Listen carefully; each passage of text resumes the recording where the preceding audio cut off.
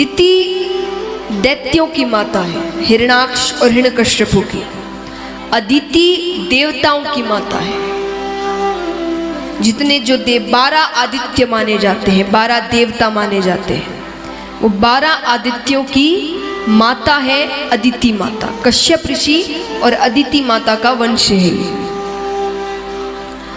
इसमें सभी देवता आते हैं, तपष्ठा ऋषि भी आते हैं।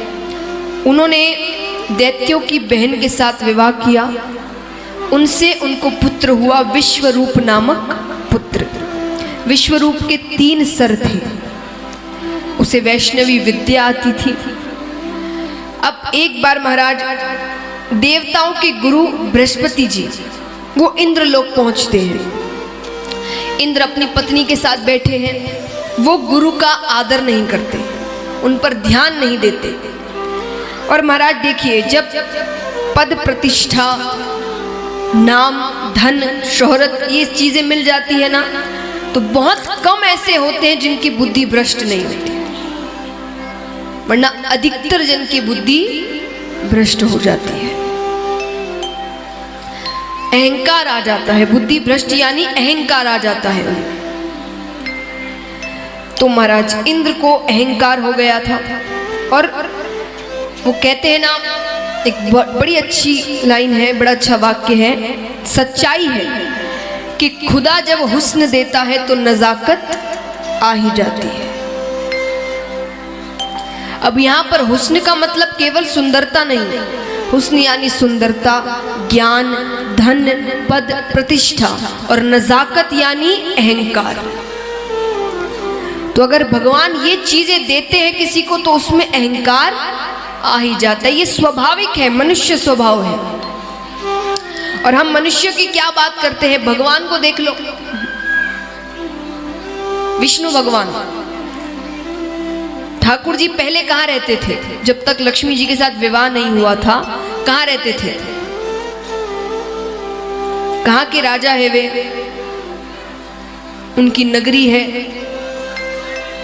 द्वारका नगरी, बैकुंठ, ये उनकी जगह है, उनके स्थान है जहां वो रहते हैं, जहां उनका महल है। लक्ष्मी जी से विवाह होने के बाद वो कहाँ रहते हैं? क्षीर सागर। किस पर सोते हैं? शेषनाग, ये सोने की जगह है। इतना बड़ा महल, इतना अच्छा सिंहासन, गद्दा, तकिया सब छोड़कर वो शेषनाग पर जाकर सो गए। कब से? लक्ष्मी जी कौन?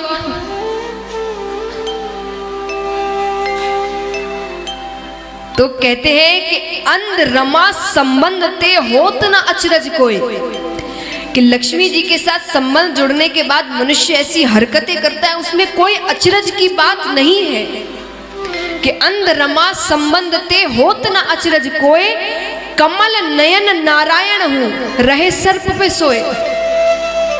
जिनके चलो कम दिखता हो तो समझ में भी आए कि भाई समझ में नहीं आए, जिनके कमल जैसे बड़े बड़े नयन हैं, भजनों में इनकी आंखों की सुंदरता की बातें होती है, वो सर्प पर जाकर सो गए। तो हम तो क्या क्या कर बैठे। तो महाराज अब यहाँ पर गुरु क्रोधित हो जाते हैं तो वहां से चले जाते हैं, अदृश्य हो जाते हैं। शुक्राचार्य जी को बात पता चलती है, वे समझ जाते हैं कि अभी देवता गुरु विहीन है, गुरु के बिना है,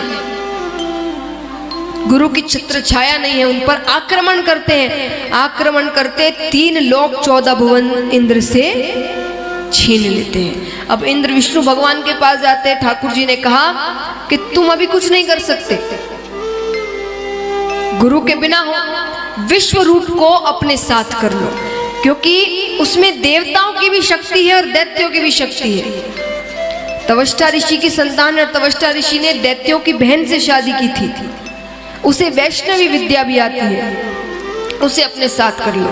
उसे अपने साथ करते हैं, युद्ध होता है, युद्ध में 3 लोक 14 भुवन वापस मिल जाता है। वापस मिलते ही फिर अहंकार हो गया। अब विश्व रूप जो यज्ञ होते थे उसका कुछ हिस्सा दैत्यों को भी पहुंचाते थे, जो गलत है, लेकिन हर चीज को समझाने का एक तरीका होता है। इंद्र को क्रोध आया, उन्होंने तलवार निकाली और विश्व रूप के 3 सर काट दिए। तवष्ठा ऋषि क्रोधित हो जाते हैं, एक यज्ञ करवाते हैं। यज्ञ में से वृतासुर नामक एक दैत्य निकलता है, ऐसा दैत्य जो खड़े खड़े देवताओं को निगल जाए। अब राजा परीक्षित पूछते हैं कि ये दैत्य कौन था? बोले राजा चित्रकेतु। इन्होंने ठाकुर जी की तपस्या करी, वो प्रसन्न हुए। अब प्रसन्न होने के बाद उन्होंने पूछा तुम्हें क्या चाहिए? उन्होंने कहा मुझे बस आपके दर्शन करने थे। तो ठाकुर जी ने खुद प्रसन्न होकर अपना पुष्पक विमान राजा चित्रकेतु को दिया। आप इस विमान पे जहां चाहे वहां जा सकते हैं, ब्रह्मलोक, इंद्रलोक, मेरे धाम, कैलाश पर्वत, हर जगह जा सकते हैं। ठीक है, कुछ समय बाद वो सोचते हैं कि चलो ठाकुर जी ने उपहार दिया है, इसका उपयोग किया जाए।